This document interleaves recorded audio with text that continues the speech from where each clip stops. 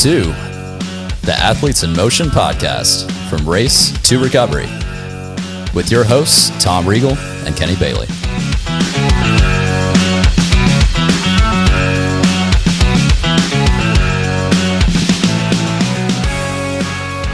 Hey, Kenny, how are you? Good, Tom. How are you? You caught me goofy smile, so I'm fantastic. Good. I'm fantastic as well. We're back. We're back here on our triathletes journey, following up with Mafe, who. Hello. Let's see. Welcome back. We're checking in. We want to know. Let's see. Last we left you, you were training to run the Rock and Roll Marathon, right? Yes. That was the first thing on in your training bucket leading up to your tries this year. So how did that go? How was it? It went wonderful. It was great. I was really afraid of the weather because seemed to be a hot day, but luckily there was a lot of clouds at the beginning of the race. So I was it was better than expected. A lot of wind well, for me the wind was fine. I'm not trying to break any records, so I was just enjoying the wind and the clouds, and then by the end it was a little sunny, but overall it was great. It was a fun experience. I was expecting it to be hillier. I don't know. I guess that was good because my expectations for the hills were higher than it was in the in reality. Mm-hmm.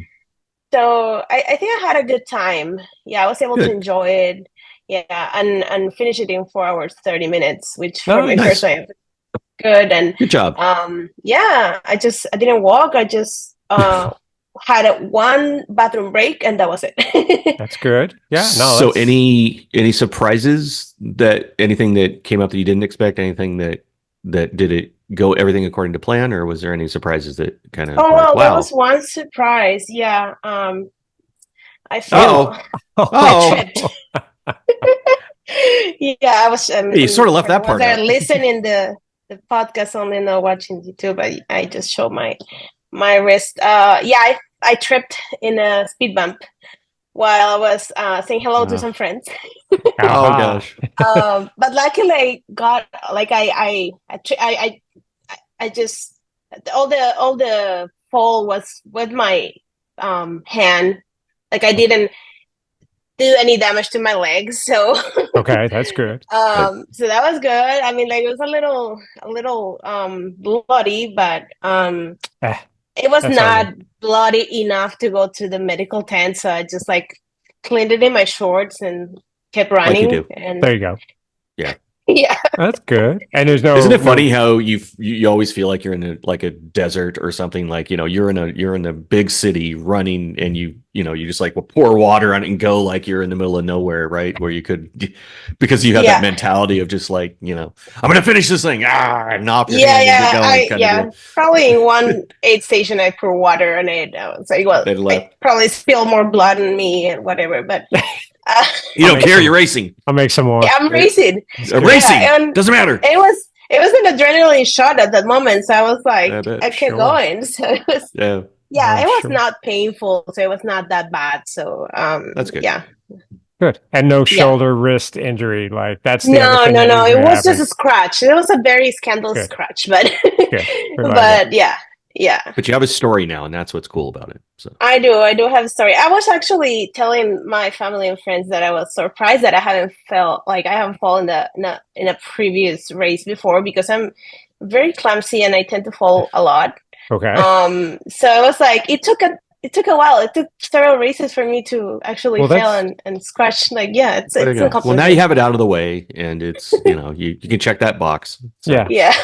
You've got that covered. Every a 1% fall rate is pretty good. Yeah. So you just keep racing and you'll go from there. So how did that fit into your training program? So you had, if I remember, you were having some shin splint issues leading up to this race. And how is this fitting into your triathlon training, or did you just focus on run right up to the marathon and now you're switching over? Because we have the women's tri coming up, right? That's the next one. Yeah. I was trying to get comfortable with the bike, which I haven't totally done yet. Like I still don't feel comfortable, and then comes another scratching my knees that I did actually yesterday, trying to get in the bike. It was like get her in one piece. That's all we need. We get you the line in one piece. I think that's this is going to be a very interesting year. That's a win. Yeah. Which part of the bike are you uncomfortable with? What specifically is mounting and dismounting? It's like, yeah, and I don't have the cleats and shoes. I'm just like, it's the first time for me riding in a road bike, so it's kind of weird to have the seat taller, that my legs cannot touch the ground. So that's why it gets me, like, that part is like, I've been watching like some YouTube videos and like trying to get better at it. And after the fall, I tried a few things and I felt better at the end of my workout. But okay. Yeah. Do you have half clips? Do you have your feet in half clips, or are they open pedals? Flat pedals. No, open pedals. Just flat pedals. Yeah. So one thing you can do, we can jump back to before. Okay, go ahead. Yeah, I'm sorry, but one thing you could do is just go to a park, right, in grass, and just practice stopping and then just kind of holding, so you know you can at least stay upright for a second, kind of deal. Yeah, that's what I was doing actually in Cornelia. Oh, there you go. Like at the air park, that stretch that has right next to it, like some grass patch, and that was what I do. And like, but of course, when I was doing that, I didn't fall. Like I didn't fall. Like I fall when I didn't have a grass patch. So to run all the way back, when we last left you, you didn't even have a bike. So I jumped way ahead on that because I just totally forgot that you got a bike. You got hooked up, Ride 615 in Sylvan Park. Vinny helped you purchase your new bike. You have which one did you get again? Did you get the Giant? It's a Liv, actually. Oh, you got the Liv. That's Giant, right. The female brand from Giant. Yeah. You got a really great road bike. Lagma. So did you name it yet? It's really light. Yeah. Have you named it yet? No. You got to name your bikes. I've never done that. I have Isabella. I have Betty. I'll bring a name next time. You gotta. It'll tell you the name, right? So you've got to just look at your bike, it will. Probably could be bloody because I mean, I scratched my knee that day. Name it like Raven. At some point, I was like putting my knee too high that I like rubbed my already scratched knee, bloody knee with the handles. So there's some blood in the handles still. It's like a Dracula. See, now it's coming up. It's some sort of vampire. Yeah, name, vampire fainting goat theme. Yeah, so do something like that. There you go. Yep. But it haven't break my experience yet. I'm still. I need to get more comfortable in it, but just like mounting and dismounting. And the second thing is the making the shifts. I still like don't fully understand how it works. I'm just playing around and in like very flat surfaces to see how it feels.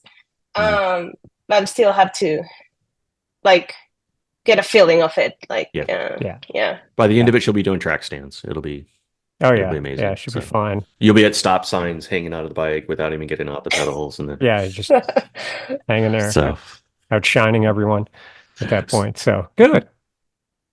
So a couple weeks, you said you've got so remind people it's a pool swim, right? It's sprint distance, and then I believe about a 13-mile bike ride, and then a 5K.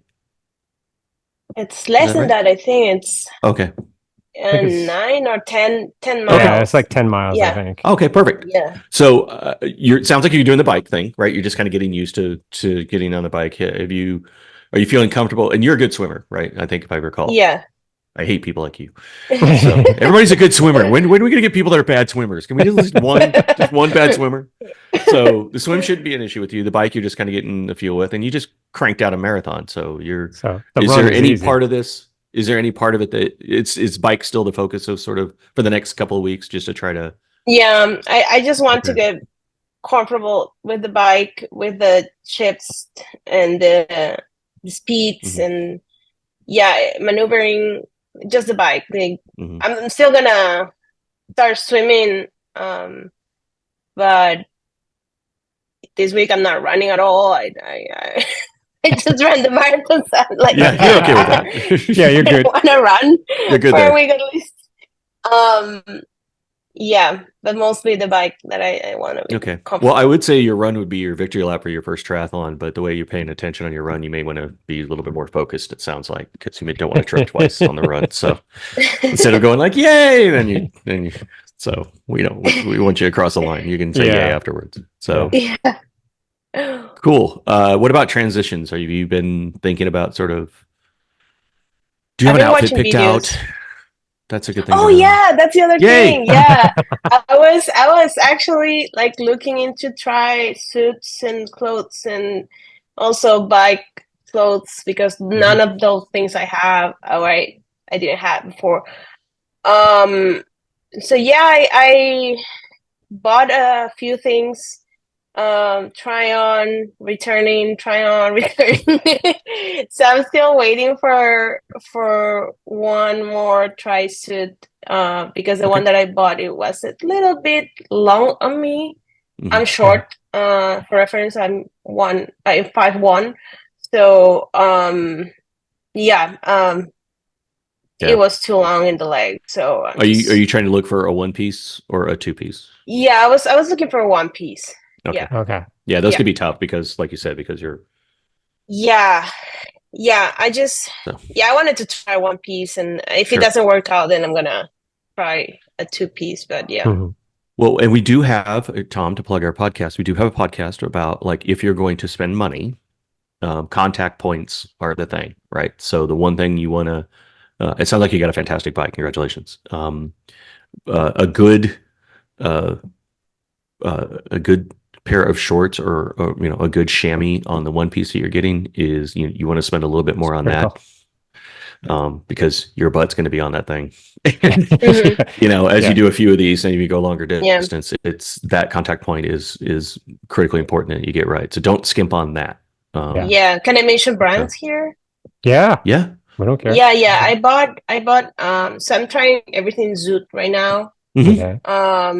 That's the tri-suits that I bought. Actually just bought one tri-suit, but it was too long, so I'm waiting on the medium and the bike bib and the jersey, and they feel comfy. Good. And then the wetsuit too. Cool. Okay. Yeah. Very cool. So maybe we get Zoot to sponsor our athlete's journey. Zoot. Hello, Zoot. Exactly. There's also like a discount code for the USA Triathlon membership. So it was a nice discount, 20%. That's nice. So. Yeah. Nice. And they make Roka makes some good stuff. Yeah, Roka makes good stuff, but they tend to be expensive. And Roka, I can't wear Roka.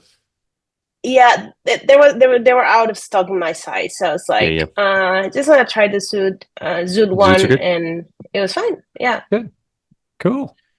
That's always good. Very cool. So we're working on the kit. We're working on the bike handling skills. The pool you'll get kind of into, but sounds like it's just a matter of just getting yourself back comfortable in water again, right? It's not the distance isn't going to be an issue. It's just more of feeling comfortable.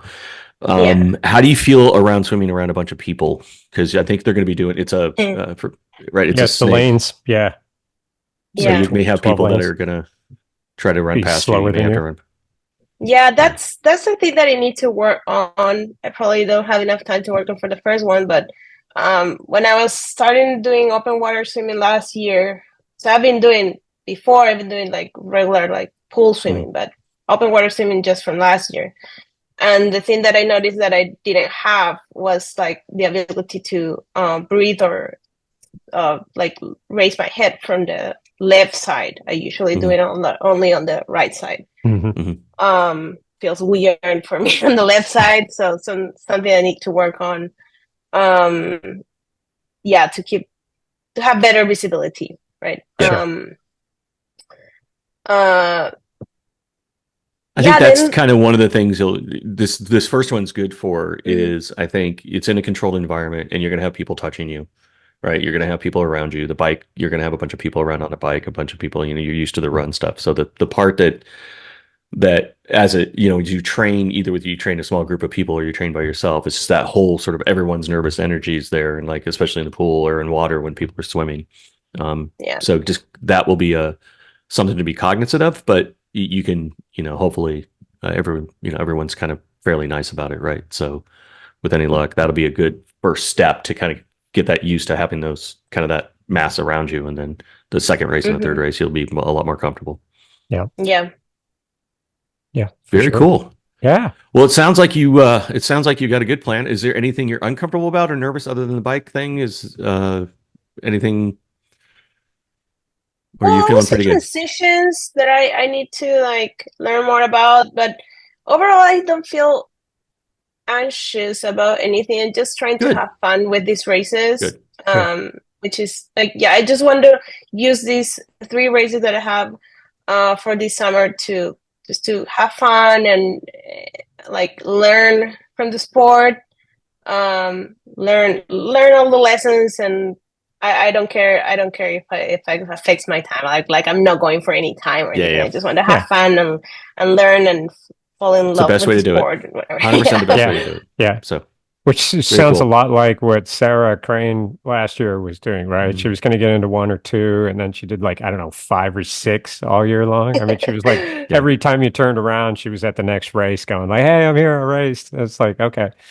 So you'll get a So you also, I think, 2 weeks later, you're going to do, I believe, Music City, right? I'm doing Music City, and then I changed my races because I was going to do all the way to August, which one was it? Ashland City, the River Bluff. River Bluff, but I can't. I won't be available then, so I changed it for the Chattanooga ones. So they're gonna be stuck one after the other. You're like every other week you're racing. Yeah.